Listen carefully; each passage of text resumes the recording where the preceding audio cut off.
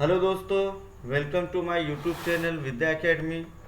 This is Manish Soni, faculty for secretarial practice. Okay, तो चलिए दोस्तों, आज हम देखने वाले हैं सेक्रेटरियल प्रैक्टिस का chapter number 6, correspondence with member. Okay, तो सबसे पहले हम लोग ये जान लेते हैं कि कोरस्पोंडेंस का मतलब क्या होता है। कोरस्पोंडेंस मतलब होता है राइटिंग वर्क। ठीक है, राइटिंग वर्क का मीनिंग क्या होता है कि जो कंपनी का सेक्रेटरी होता है, कंपनी के सेक्रेटरी को अपॉइंट करने के पीछे का मेन पर्पस ये भी होता है कि जो भी हमें कम्युनिकेशन करना होता है या कंपनी जब भी कम्युनिकेशन करती है अलग अलग डिफरेंट डिफरेंट ग्रुप के साथ, है ना।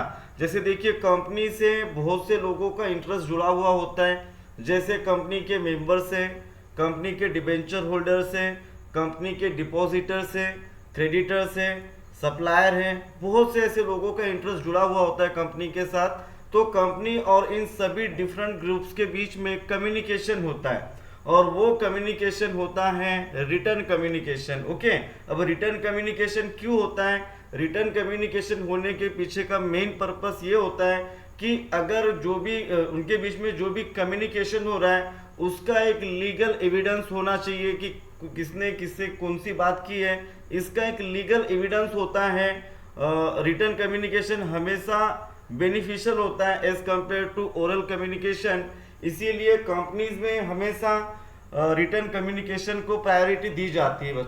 ओके, तो देखिए आज हम देखने वाले कोरस्पोंडेंस विद मेंबर। अब देखिए, मेंबर्स कौन होते हैं?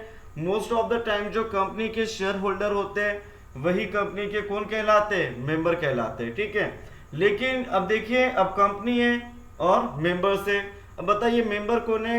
मेंबर आर द और shareholder are the real owner of the company.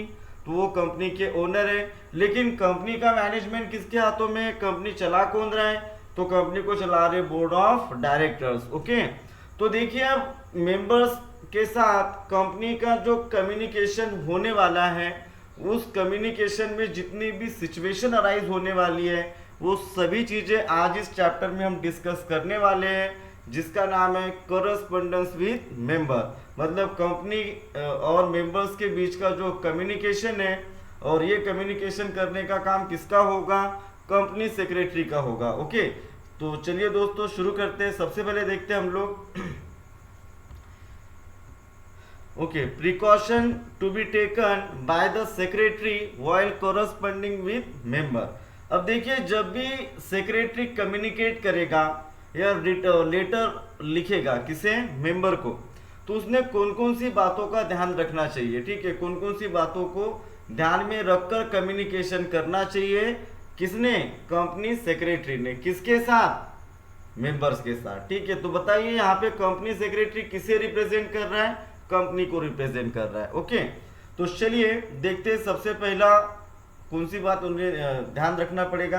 तो first one is correct information. ठीक है, देखिए दोस्तों, सेक्रेटरी जब भी कम्युनिकेट करेगा तो सेक्रेटरी का ये जिम्मेदारी बनता है, उसका ये रिस्पॉन्सिबिलिटी बनता है कि वो जो इंफॉर्मेशन प्रोवाइड कर रहा है मेंबर को, वो इंफॉर्मेशन क्या होना चाहिए? करेक्ट होना चाहिए। ठीक है, the reliable information must be given by the secretary to the member of company. Okay, second point दिया हुआ है दोस्तों, लूसिड लैंग्वेज। ठीक है, अब ये क्या होता है? The secretary must use a simple word, simple sentence and adopt the convincing style while writing the letter to its member. Technical word, long sentences should be avoided in the letter.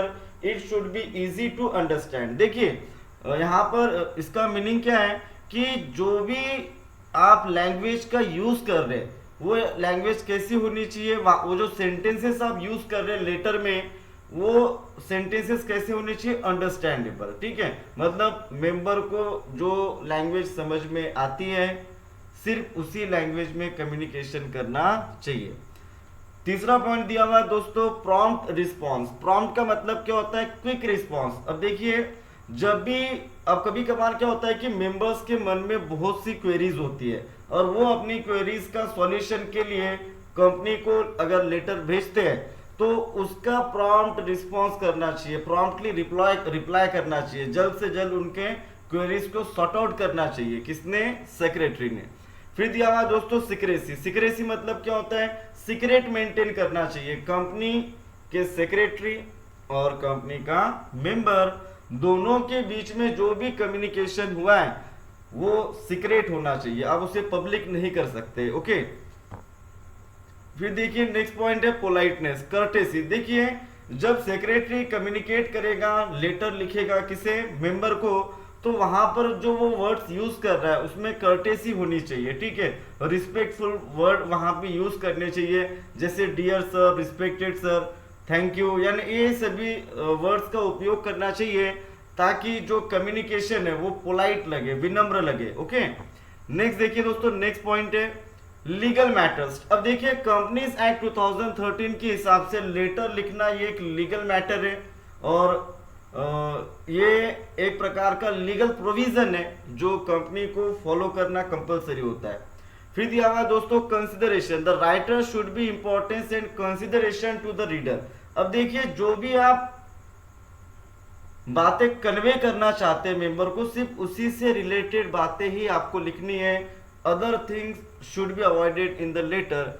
Next दिया हुआ है दोस्तों image of the company, ठीक है। अब देखिए अगर जिस कंपनी में कम्युनिकेशन बहुत प्रॉम्प्टली होता है तो उस कंपनी का जो गुडविल है, उस कंपनी का जो रेपुटेशन है वो ऑटोमेटिकली क्या होगा, इंप्रूव होगा। तो इससे कंपनी की इमेज भी डिपेंड करती है। ओके, नेक्स्ट दिया हुआ है दोस्तों circumstances under which a secretary has to enter into the correspondence with member. इसका मतलब क्या हुआ दोस्तों, अब जो ऐसी कौन कौन सी परिस्थिति है, ऐसी कौन कौन सी सर्कमस्टेंसेस होती है जहां पर सेक्रेटरी इंटर करता है the communication with the member, मतलब कौन कौन सी परिस्थिति में कंपनी कम्युनिकेट करेगी, किसके साथ, मेंबर के साथ, ठीक है। तो सबसे पहला सिचुएशन है दोस्तों अलॉटमेंट लेटर। हमने देखा था इशू ऑफ शेयर में कि कंपनी जब शेयर इशू करती है तो सबसे पहले एप्लीकेशन रिसीव करती, प्रॉस्पेक्टस इशू किया, उसके बाद में एप्लीकेशन रिसीव किया,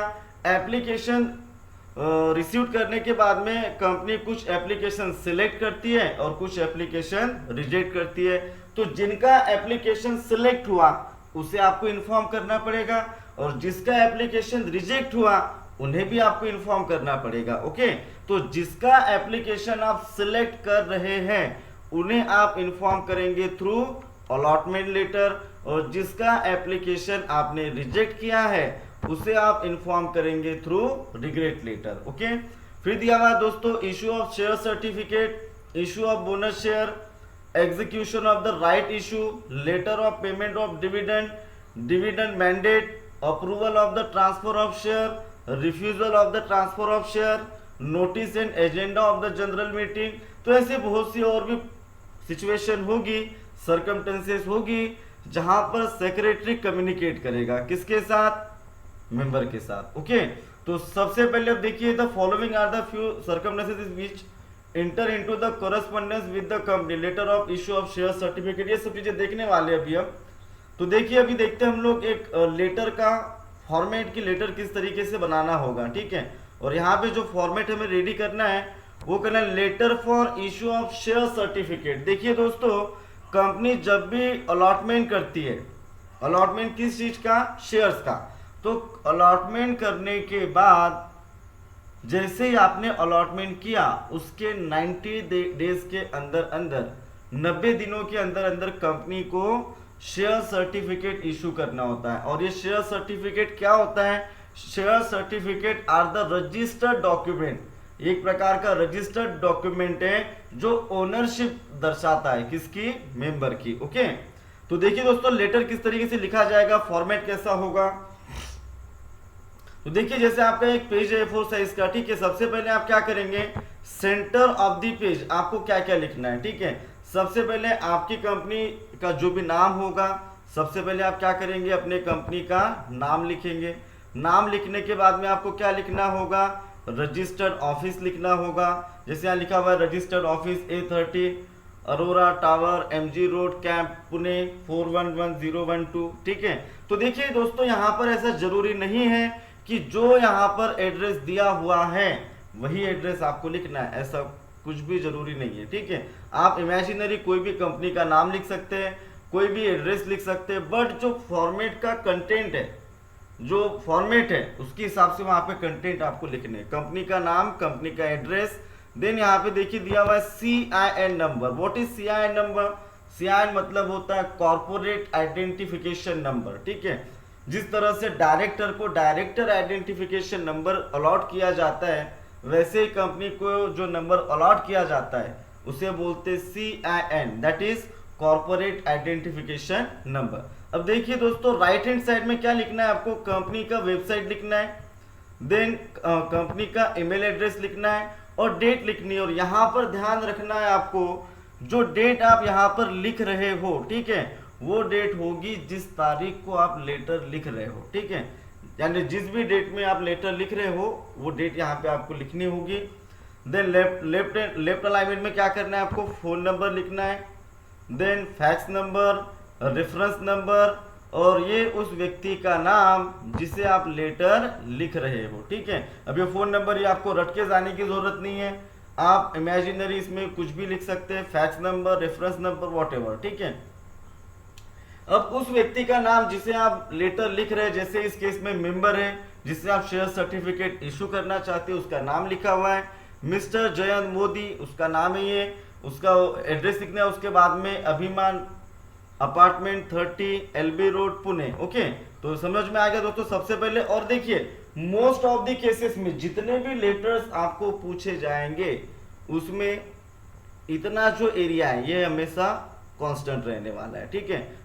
centre of the page company का नाम, कंपनी का address, CIN number, right hand side में वेबसाइट, ईमेल एड्रेस और डेट, लेफ्ट हैंड साइड में phone number, fax number, reference number, और थोड़ा जगह छोड़ने के बाद में उस व्यक्ति का नाम जिसे आप लेटर लिख रहे हो और उसका एड्रेस। अब देखिए दोस्तों, हर लेटर में जो भी चेंजेस आने वाले वो आने वाले सब्जेक्ट से, ठीक है। यहाँ पे जैसे सब्जेक्ट क्या है, क्यों ये लेटर लिखा जा रहा है, इसके पीछे का मेन पर्पस है issue of share certificate. Company यहाँ पर क्या करना चाहती है?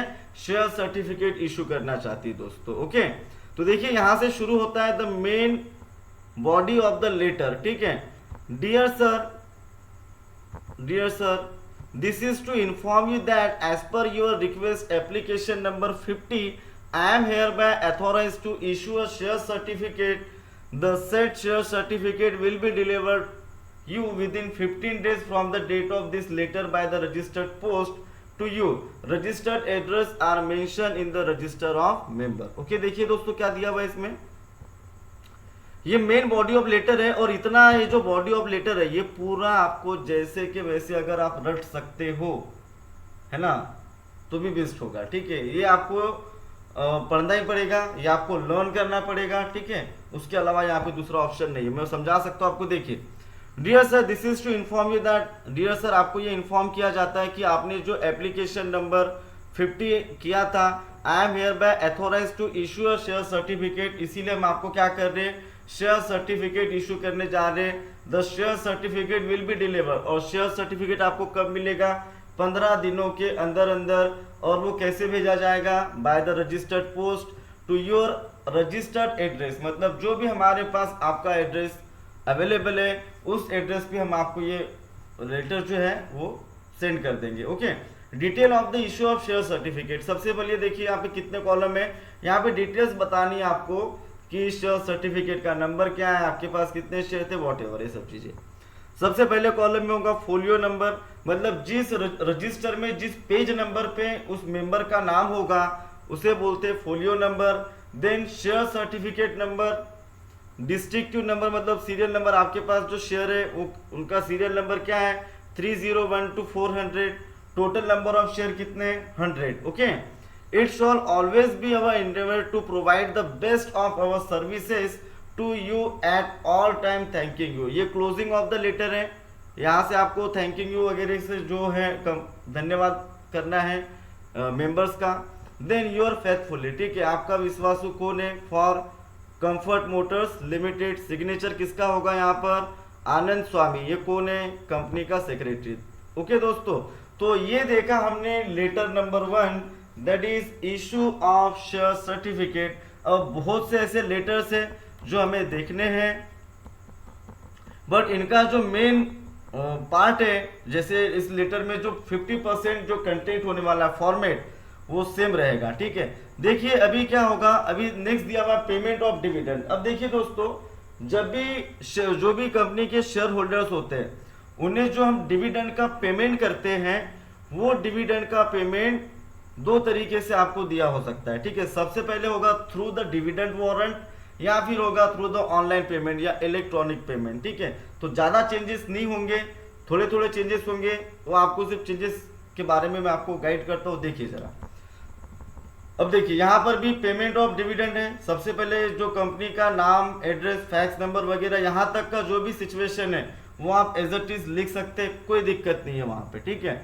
चेंजेस कहाँ से शुरू होंगे, सब्जेक्ट। ठीक है, देखिए वहाँ पे सब्जेक्ट क्या था, issue of share certificate, but यहाँ पे सब्जेक्ट क्या होने वाला है, payment of dividend on equity share. Okay, then dear madam, I am instructed by the board of director to convey to you that in the 31st annual general meeting held on 20th April 2019, final dividend at the rate rupees 2 per equity share, rupees 10 each, has been approved by the member for the ending 31st March 2019। अब देखिए, अब यहाँ पे आपने जो नाम लिखा है उसके हिसाब से आप लिख सकते हैं, dear sir, dear madam. Okay, I am instructed by the board of director, यानी मुझे बोर्ड ऑफ डायरेक्टर ने आपको ये बताने के लिए कहा या इन्फॉर्म करने के लिए कहा है कि जो हमारी 31st एनुअल जनरल मीटिंग हुई थी 20 अप्रैल 2019 को, उसमें फाइनल डिविडेंड डिक्लेयर किया गया ₹2.50 पर इक्विटी शेयर ऑफ ₹10, और इसे अप्रूवल भी दे दिया है किसने, मेंबर्स ने, for the financial year ending 31st March 2019। Okay दोस्तों, आगे बढ़ते भी देखिए, your company has complied with all the statutory provision. आप यहाँ पे मेंबर को क्या बता रहे हैं कि आपकी कंपनी ने जो भी डिक्लेरेशन और पेमेंट से रिलेटेड जो भी रूल्स एंड रेगुलेशन है उन सबको आपकी कंपनी ने फॉलो किया है। और यहाँ पे देखिए दोस्तों, डिटेल्स आपके सामने है। Column number first, folio number अभी देखा था हमने, नंबर ऑफ शेयर कितने हैं 100, उनका डिस्ट्रिक्टिव नंबर कितना है 301 to 400, ये डिविडेंड वारंट नंबर, जैसे चेक नंबर होता है ना वैसे यहाँ पे डिविडेंड वारंट नंबर है। ग्रॉस डिविडेंड कितना है ₹250, कैसे निकाला देखिए, 100 शेयर है, एक शेयर पे कितना है ₹2.50, तो 100 शेयर पे कितना होगा ₹250। इनकम टैक्स डिडक्टेड क्या होने वाला है, नील। नेट डिविडेंड कितना होगा ₹250। The dividend warrant is attach here with, please detach the dividend warrant along with the perforated line thanking you। अब देखिए दोस्तों, यहाँ पे क्या करना है आपको कि इस लेटर के साथ जो डिविडेंड वारंट या चेक जो है वो यहाँ पे इनक्लोज है, तो आप बता रहे हैं कि डिविडेंड वारंट अटैच है इसके साथ, तो प्लीज आप इसको डिटैच करिए along with the perforated line, मतलब चेक के नीचे जो लाइन होती है जहाँ पे कुछ नंबर्स लिखे होते हैं उस लाइन के साथ आप डिटैच करिए, धन्यवाद। और देखिए यहाँ पे लिखा हुआ है ENCL। ENCL का मतलब होता है इनक्लोज, जो चीजें अटैच होती है लेटर के साथ उसे हम इनक्लोज कहते हैं। ठीक है, तो डिविडेंड वारंट यहाँ पर अटैच है, योर फेथफुली, यहाँ पे कोई भी चेंजेस रहने वाले नहीं है।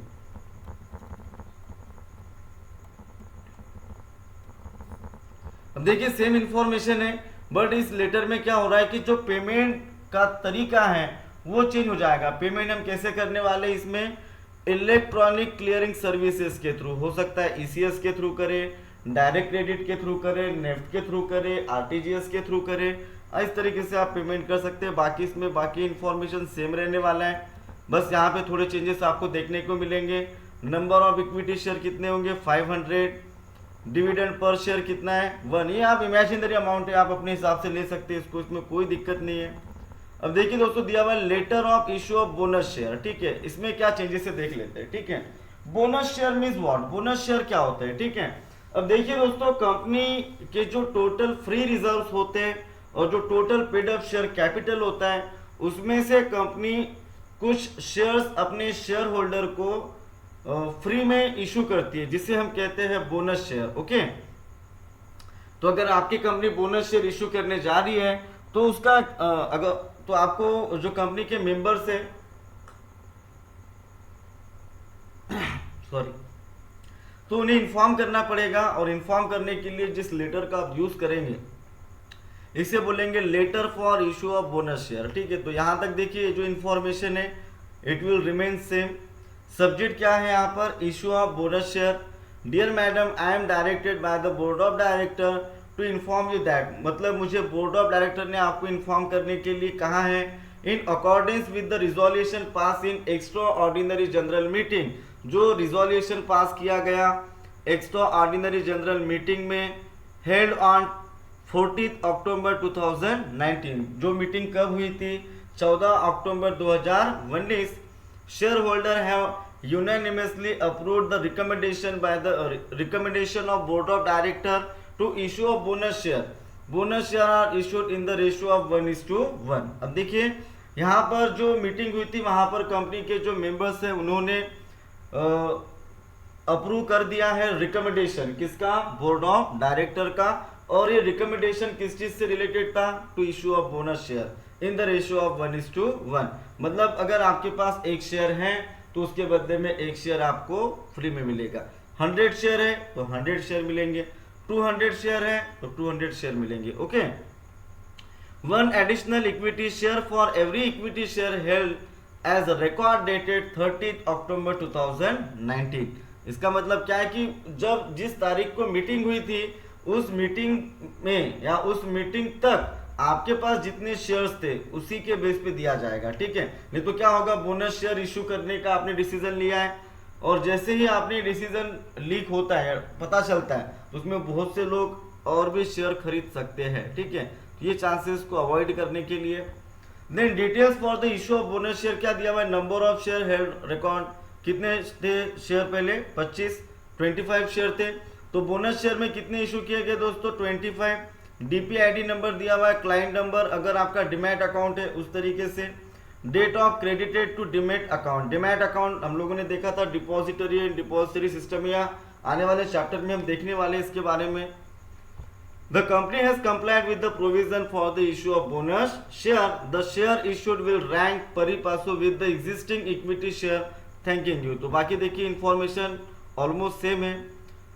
रिप्लाई लेटर, रिप्लाई लेटर मतलब क्या होता है, अगर आप कोई किसी तरह का कोई क्वेरी भेजते हैं तो उसका रिप्लाई भी करना होगा, तो रिप्लाई किस तरीके से करेंगे आप देखिए यहाँ पर, बाकी इंफॉर्मेशन तो सेम होगा।